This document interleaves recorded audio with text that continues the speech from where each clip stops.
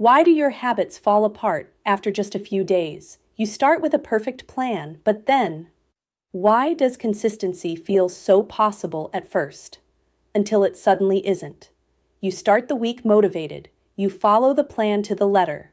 Without warning, the momentum stops. Your nervous system has simply pulled the plug on the power supply to your focus, and your brain just drops the connection. Neuroplasticity, the ability for your brain to change, is not built by repetition alone.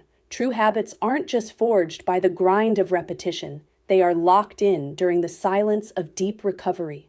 Without that rest, the neural architecture never has the chance to physically stabilize. When you grind without rest, the circuit never stabilizes. The habit doesn't stick because it never locked. I need you to hear this. You didn't quit, and you most certainly haven't failed. You simply burned through your available plasticity and tried to build a permanent structure on a foundation that hadn't even set.